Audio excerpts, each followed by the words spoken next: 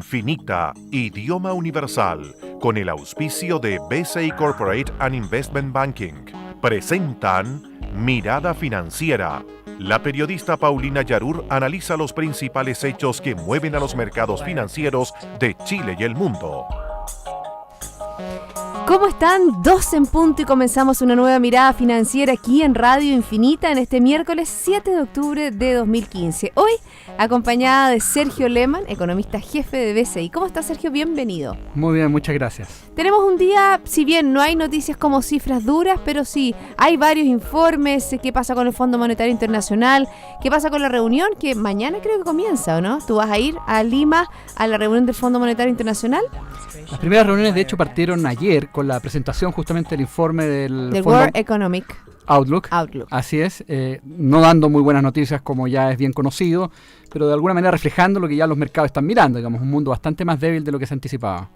Bueno, vamos a estar mirando lo que pasa en el mundo, pero antes lo que ustedes están esperando, la verdad que un día en que las bolsas han estado bastante dispares, porque por ejemplo tenemos el Nikkei que avanzó un 0,75, el Hang Seng arriba también un 3,13, la bolsa de Shanghái también en positivo un 0,76%. En Europa tenemos el FTSE 100 de Londres un 0,16 al alza, el K40 de París también al alza un 0,14, el DAX alemán un 0,68 y el IBEX 35 también al alza un 0,66. Estados Unidos está dispar porque tenemos un Dow Jones que crece hasta ahora un 0,13%, el Standard & Poor's también aumenta pero casi plano un 0,07% y Nasdaq también, Nasdaq baja un 0,05%. A nivel local el IPSA está bajando hasta ahora un 0,19% y el IXPA también desciende un 0,17%. ¿Qué pasó con el cobre? Tuvo un alza en el día de hoy, 3 días consecutivos de alza. Buena noticia por lo menos. 1,27% creció la bolsa de metales de Londres a $2.37 la libra contado grado A. Cuando hoy día se dan informaciones, ¿no es cierto?, de cuánto va a dejar de percibir el Estado con la merma, ¿no es cierto?, que va a tener en los ingresos que va a entregar Codelco y también la minería. El dólar no ha salido todavía, no sé, ¿cómo estaba en el día de hoy? Estaba apreciándose un pelito el peso chileno. Vamos a estar mirando esa cifra porque estaba mirando aquí en último minuto cómo estaba, pero no veo el dólar. Hay que ser sincero con la gente que nos está escuchando, pero mientras tú haces algún análisis, yo lo voy a seguir buscando para entregárselo a nuestros auditores. Recuerde que nos puede escuchar online en www.infinita.cl y también nos puede escribir y hacerle preguntas a Sergio Lehmann en el día de hoy, @InfinitaFM. ¿Por dónde partimos? ¿Partimos un poco por las nuevas noticias o partimos por el informe del Fondo Monetario Internacional, que baja, ¿no es cierto?, la proyección de crecimiento para nuestra economía en este 2015 y también para el 2016, en línea con el Banco Mundial y en línea con el Ministerio de Hacienda? Efectivamente, lo que el Fondo Monetario nos está diciendo, de alguna manera ya los mercados lo tenían anticipado, es que el mundo está bastante más débil de lo que uno preveía hace algunos meses atrás. Destaca especialmente la caída en las proyecciones de crecimiento para las economías emergentes y especialmente en América Latina, donde vemos una situación bastante compleja en términos de actividad en Brasil, extremadamente compleja en el caso de otras economías como Venezuela y un debilitamiento bastante marcado en el caso de otras economías exportadoras de commodities también, como es el caso de Chile entre ellas, Colombia, Perú, con crecimientos bastante más débiles de lo que se anticipaba hace un tiempo atrás. Creo que el Fondo Monetario es bien enfático en señalar al mismo tiempo, digamos, y vinculado con eso mismo, es que este periodo largo, digamos, de precios de commodities altos se ha terminado. Eso lo estamos nosotros viviendo con bastante fuerza, con la caída que hemos presenciado, digamos, en el precio del cobre. Y yo creo que las economías emergentes, y particularmente en América Latina y en Chile en particular, tenemos que acostumbrarnos a este nuevo escenario, digamos, donde los precios del cobre, los precios de los commodities son más bajos y por lo tanto, en términos relativos, esta riqueza por la cual gozamos durante 10 años, dado los precios especialmente altos, de alguna manera se ha ido moderando y hay que, de alguna manera, también alinear nuestros gastos, particularmente el gasto público, dado, ¿no es cierto?, el impacto que tiene el cobre en términos de ingresos fiscales con este nuevo escenario, digamos, donde van a recibirse menos recursos asociados a estos productos. Fíjate que tú tocaste un tema que tiene que ver con el cobre y si uno habla aquí a la fecha, ¿cuánto ha tenido la baja de los commodities? Por ejemplo, si analizamos el cobre, como un 15%. Si analizamos también el petróleo, un 10%. Si analizamos el hierro, que también hoy día hizo noticia con esta salvaguardia que estableció el gobierno con respecto, ¿no es cierto?, al acero que viene de China, creo que un 37%, también a la baja. Los precios de los commodities han comenzado a descender. Lo han dicho tanto los economistas, que tenemos que aprender, como dices tú, a vivir en un mundo donde obviamente hay una China que se está desacelerando, entonces obviamente que eso ha provocado una baja en el precio de todos los commodities.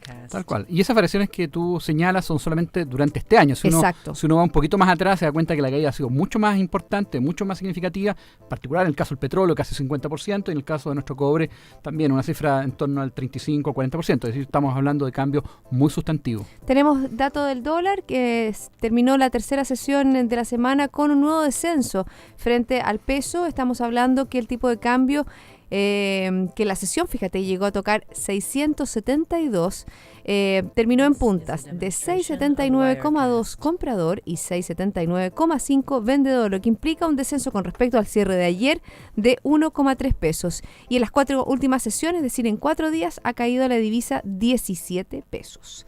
Bueno, ¿y qué irá a pasar la próxima semana con la reunión del Banco Central chileno? A lo mejor podría caer aún más el precio del dólar. Bueno, efectivamente, la próxima semana tenemos reunión de política monetaria. De alguna manera, el Banco Central se casó un poquito con su aumento en su último comunicado, dando cuenta que esto debería ocurrir en el muy corto plazo. Probablemente fue algo bastante inédito en términos de cuánta flexibilidad se dio. Yo creo que se casó muy firmemente, digamos, con un aumento de tasa. Creo que ese aumento de tasa entonces debería ocurrir en línea con lo que ya ha manifestado con bastante fuerza. A pesar de ello, la visión que hoy día tienen los mercados es que si bien esa alza debería ocurrir, los movimientos hacia adelante van a ser bastante más graduales. Y van a ser bastante más graduales por varias razones. La primera tiene que ver con el hecho de que las cifras de actividad han sido especialmente débiles en el caso de Chile. La mirada hacia adelante es de una economía que va a crecer menos de lo que se preveía. Este año en particular, con mucha dificultad vamos a llegar a un crecimiento del 2%. ¿Tú crees que vamos a llegar al 2% o no? O como dice Vittorio Corvo, el destacado economista Vittorio Corvo, hablando del crecimiento, ¿no es cierto?, del próximo año, que dijo, vamos a tener que hacer mucho esfuerzo para que sea un 2% el 2016. Yo creo que hay que tener bien claro, digamos, cuál es la película, que es bastante incierta, que viene hacia adelante. Este año probablemente va a estar en 2 o algo por debajo de 2%. 1,9 lo más probable que sea el crecimiento finalmente de este año, versus 2,2 que se estimaba hasta hace tan solo algunas semanas atrás.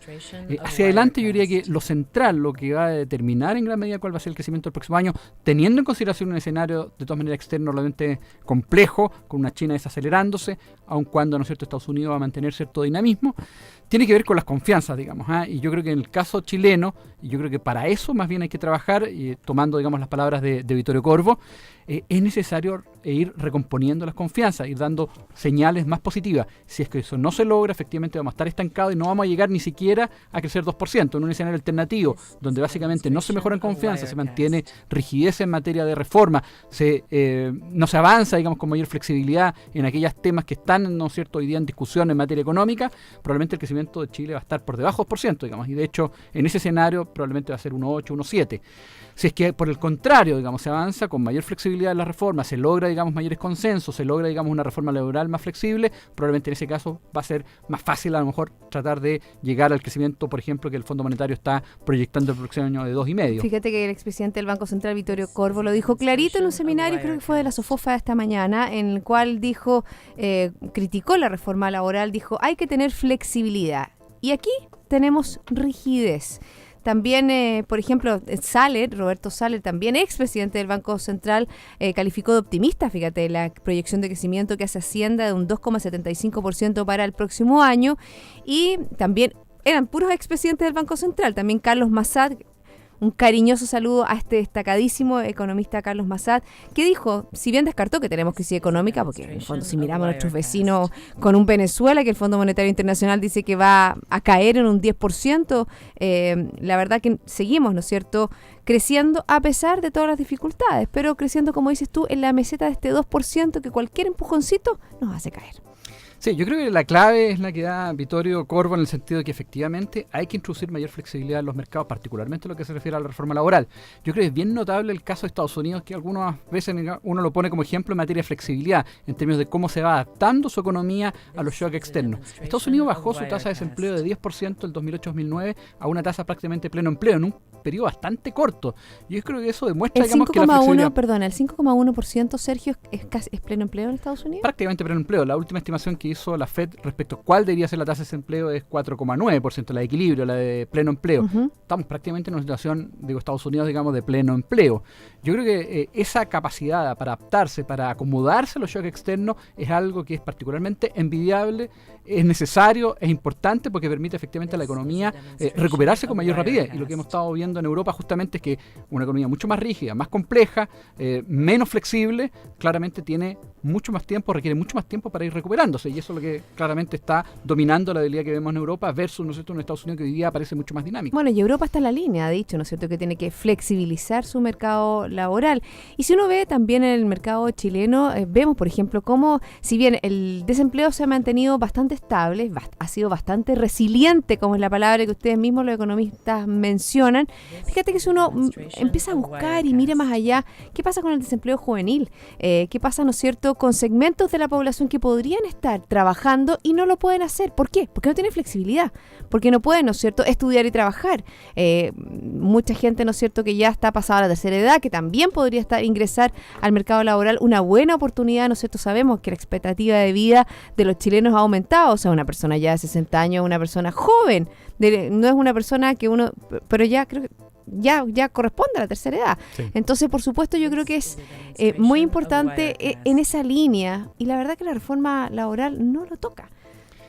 Así es, y yo creo que lo que vamos a ver hacia adelante, dada la reforma laboral que hoy día tenemos en discusión, digamos, y que introduce ciertas rigideces en el mercado, es que la tasa de desempleo va a ir aumentando, digamos. Si uno mira con mayor cuidado las cifras más recientes en materia de generación de empleo, eso están asociados fundamentalmente a empleo cuenta propia, es decir, gente que está de alguna manera haciendo algún pololito por acá, un trabajo por allá, digamos, no algo muy sólido, muy sustentable, digamos, en el tiempo. Da cuenta que el mercado laboral está más bien frágil, digamos, sobre la base de esa mirada.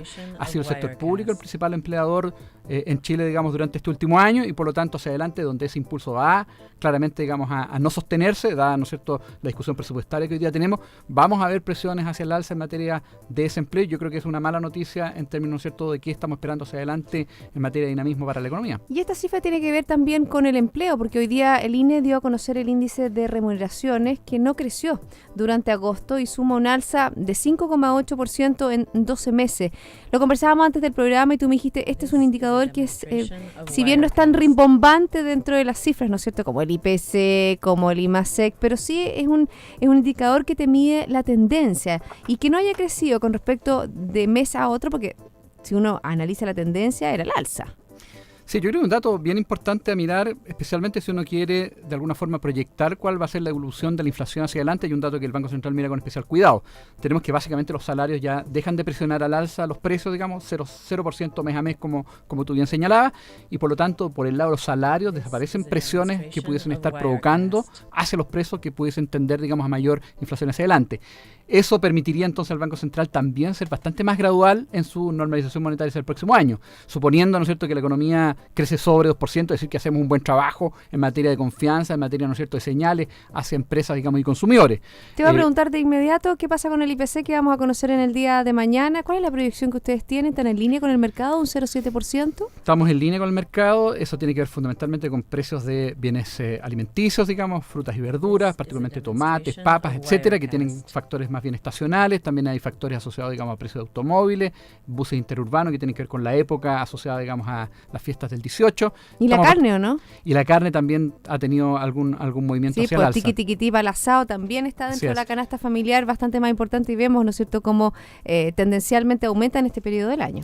Así es, tal cual. Eso nos dejaría entonces una inflación en 12 meses ligeramente por debajo del 5%, en 4,9%. Que sigue siendo, digamos, una inflación realmente alta, digamos, y por eso apoyaría esta idea del Banco Central, digamos, de subir tasa con el propósito básicamente de dar una señal de que está preocupado por la inflación y que está comprometido con una convergencia hacia el 3% en 2 años plazo, que es el horizonte de la política monetaria. Y hoy día el Fondo Monetario Internacional le mandó un mensaje al Banco Central, fíjate, porque dijo que el Banco Central tendría espacio para continuar con una política monetaria expansiva. Le gusta el tema de la política monetaria expansiva. Al Fondo Monetario Internacional le mandó el mismo recado, ¿no es cierto?, a la Reserva Federal. ¿Qué crees tú que puede suceder, ¿no es cierto?, porque ya el mercado asegura que el Banco Central en la próxima reunión va a subir por lo menos 25 puntos base la tasa, ¿o no?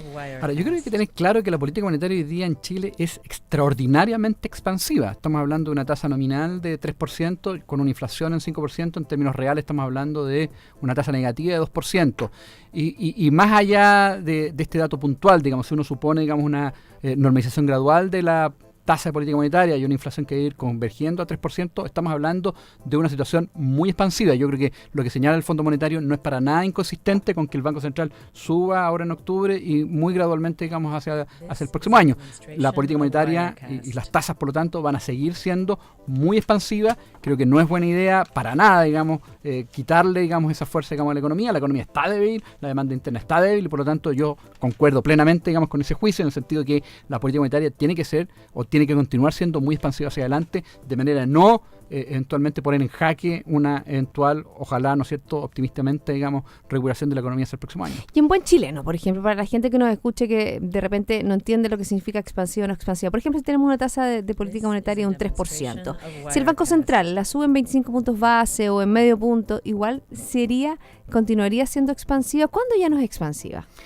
A ver, efectivamente uno habla de tasas de interés expansivas cuando habla de tasas que son realmente bajas, es decir, el costo de endeudarse es relativamente barato, digamos, respecto a lo que debería ser el nivel de equilibrio. O sea, por ejemplo, el 10% que tiene Brasil o más del 10% que tiene Brasil, eso no es expansivo.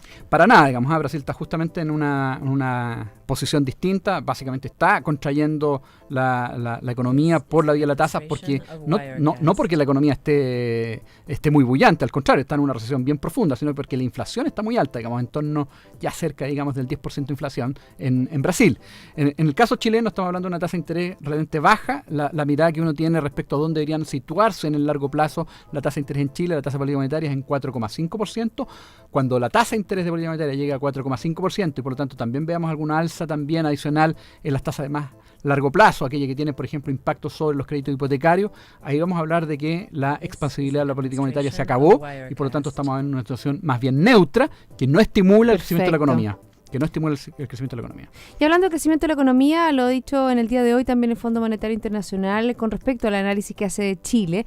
¿Y qué le preocupa, no es cierto, esta baja de la inversión privada? Lo hemos visto, ¿no es cierto?, como año tras año esto ha ido bajando de una manera muy, muy importante. Aquí están, por ejemplo, los principales indicadores de nuestro país y la verdad que la inversión vemos como está bajando, sobre todo la inversión privada. ¿Y qué va a pasar si la inversión pública también va a decrecer? Recordemos, ¿no es cierto?, que el gasto público tiene que converger en un cierto nivel, ¿no es cierto? El gobierno lo ha dicho, un 4,4%, distinto al 9, tanto que se gastó este año.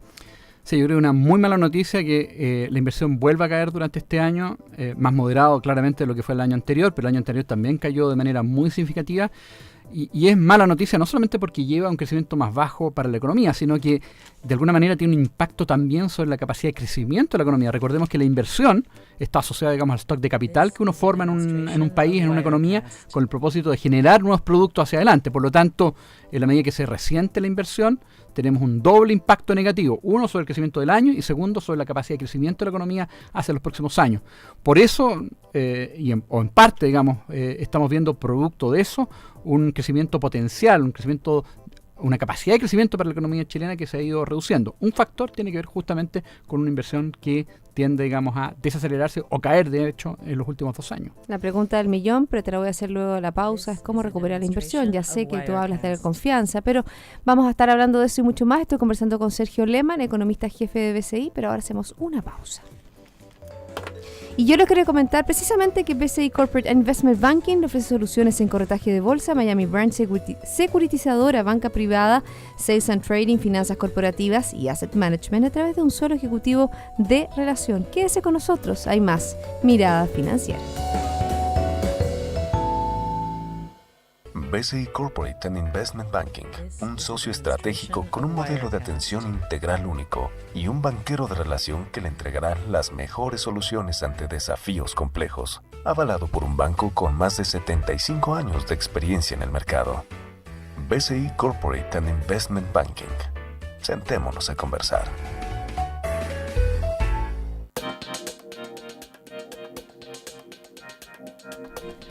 Ya estamos de vuelta y yo les quiero comentar que en sus decisiones financieras, BCI Corporate and Investment Banking está junto a usted con un modelo de atención integral único que aporta valor y una ejecución distintiva.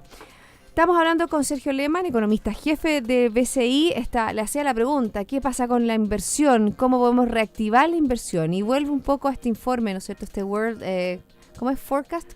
World Economic Outlook. O sea, es un panorama mundial de la economía que hace el Fondo Monetario Internacional, que es lo que dice, espera que Chile pase a ser un deudor neto hasta el 2020 y obviamente que, como lo decíamos, recorta su proyección de crecimiento.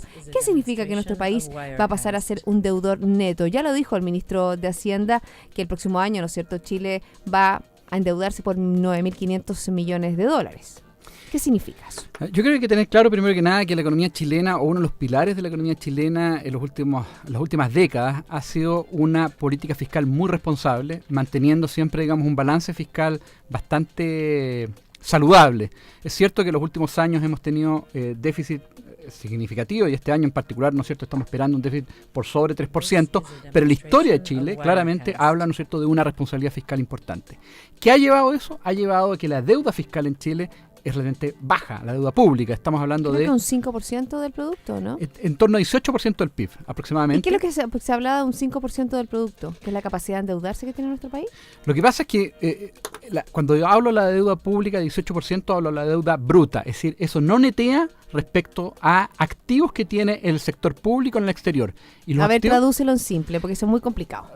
Recordemos que, producto de la regla fiscal, el fisco chileno ahorra recursos cuando, ¿no es cierto?, por ejemplo, fue en los últimos años, cuando estábamos hablando del superciclo de commodity, cuando el precio del cobre estaba por sobre esos niveles de largo plazo. Perfecto. O cuando también la economía estaba creciendo por sobre su producto potencial. En esos fondos, esos llamados fondos. Entonces ahí está el fondo fiscal. Ese fondo fiscal acumula hoy día, digamos, un monto muy importante, en torno a 20.000 millones de dólares, y por lo tanto estamos hablando de aproximadamente 10 puntos del PIB, aproximadamente, como decía, tal vez un poquito más, y eso entonces determina que en términos netos el sector público tiene una deuda bastante más acotada. Si uno además suma las reservas internacionales del Banco Central, que estamos hablando ahí de aproximadamente 35 o 40.000 millones de dólares, estamos hablando que en términos netos, sector público completo, general, incluyendo Banco Central, incluyendo fisco, es hoy día un acreedor neto, es decir, el fisco o el Estado chileno, porque incluye al Banco Central, le presta recursos al resto del mundo. Por eso hablamos de que hoy día Chile en realidad es un acreedor del punto de vista fiscal o del punto de vista público, un acreedor neto del mundo. ¿Y por qué el Fondo Monetario Internacional dice que Chile se va a convertir en un deudor neto? Porque efectivamente, dada la proyección que uno tiene respecto a deuda pública, o particularmente, digamos, a saldo fiscal, un déficit, ya decía, este año de 3.3%, el próximo año por el propio ministro de Hacienda proyectado menos 3.2. Menos 3.2, pero el estructural es 1.6. Perfecto. ¿Y quieren dejar el gobierno con este estructural en un 0.8? Claro, y recién convergiendo a 0% el 2022, es decir, más hacia el mediano largo plazo. Ahora, como vamos a tener déficits fiscales realmente importantes, que si bien se van a ir moderando en el tiempo, van a ser importantes y significativos y persistentes, eso va a determinar que necesariamente el fisco chileno, para efecto de ir financiando sus gastos, se va a ir endeudando en el exterior. Por lo tanto, la deuda pública chilena efectivamente va a ir subiendo. Y ahí está lo que anunciaba el ministro de los 9.500 millones de dólares. Efectivamente, eso es requerido, es necesario para efectos de financiar, ¿no es cierto?, el déficit que va a generar el próximo año. Eso va a determinar que ya el próximo año la deuda pública chilena va a estar en torno a 20% del PIB y probablemente de aquí a 4 o 5 años va a estar más bien en torno a 25% del PIB.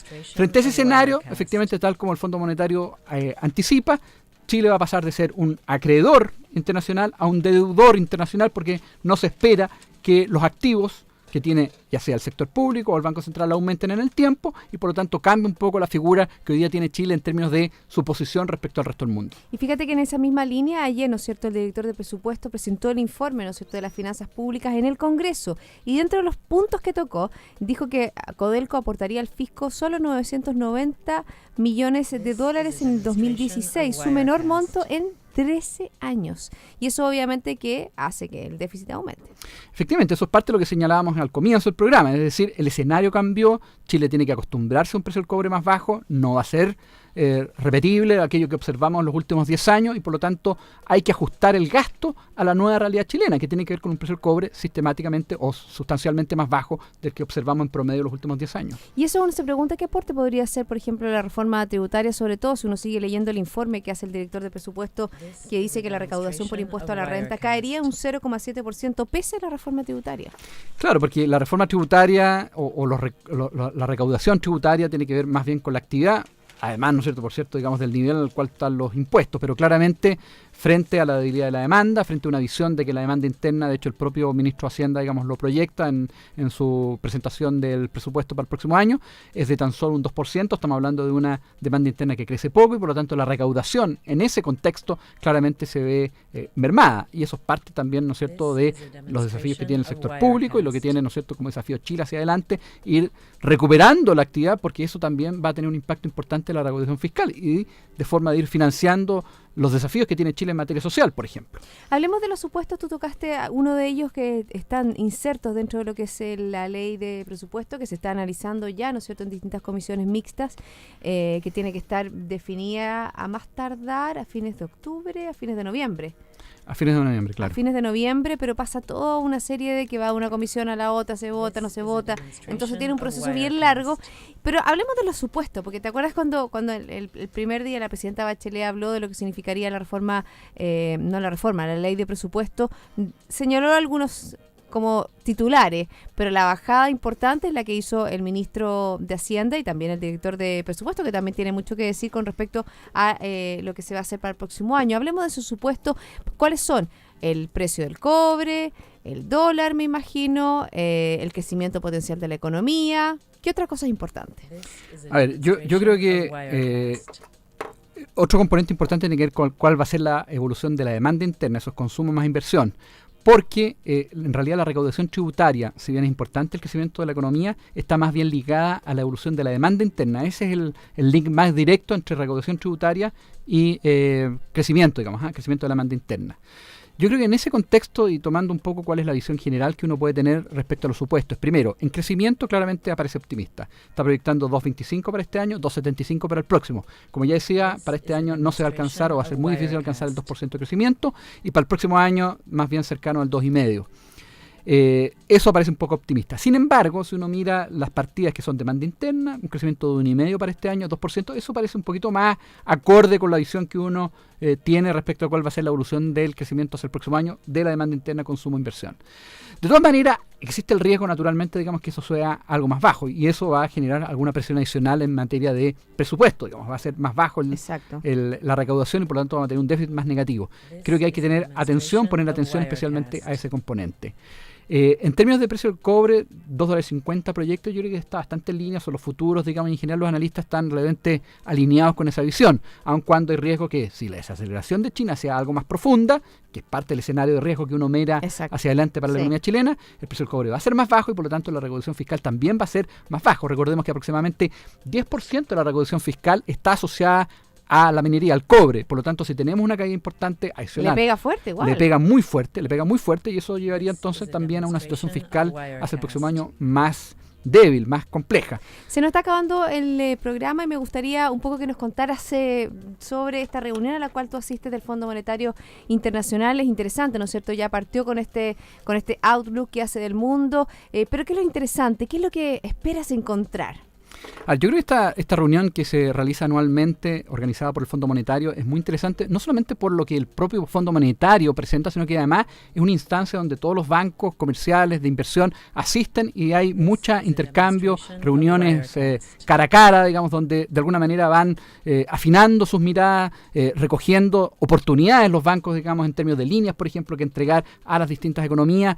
Es una producción muy grande, digamos, donde hay muchos asistentes, está los principales líderes económicos, los principales bancos participando. Creo que es una instancia fantástica, digamos, en la cual uno puede recoger algunas impresiones más directas de lo que los bancos están mirando respecto al resto del mundo, respecto a cuál es la mirada económica, dónde están los principales riesgos. Si bien yo creo que hay una noción realmente compartida de dónde están, yo creo que tener esta mirada un poquito más fina, cuáles son los sectores en particular, donde a lo mejor aprieta más el zapato, dónde están los principales desafíos, por ejemplo, para Estados Unidos, para Europa, creo que recibirlo directamente de aquellas personas que están directamente gente involucrada en esos problemas, creo que es una oportunidad muy, muy importante.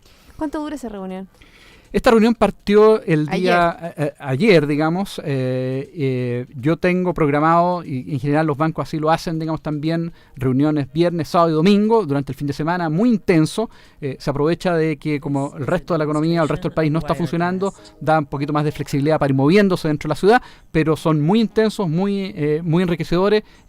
Duran entonces casi 4 o 5 días, que son muy, muy importantes en realidad para el análisis. Bueno, aprovecha de comer bien, tomarte un pisco sour que tiene un sabor diferente y mucha buena suerte, mucha buena vibra en la próxima reunión. Por supuesto, te llamaré para que nos vengas a contar aquí in situ cuál fue esas conversaciones de pasillo, Sergio. Yo creo que eso es donde está el saborcito que realmente muestra cuál es el ambiente que existe, ¿no es cierto?, a nivel global sobre el desarrollo de la economía. Buen viaje, que estés muy bien. Encantado, y por cierto, voy a disfrutar de la comida peruana. De todas maneras. De todas maneras.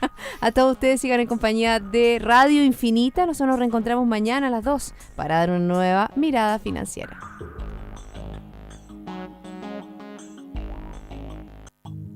Radio Infinita, idioma universal, con el auspicio de BCI Corporate and Investment Banking, presentaron Mirada Financiera, el análisis de los principales hechos que mueven a los mercados financieros de Chile y el mundo.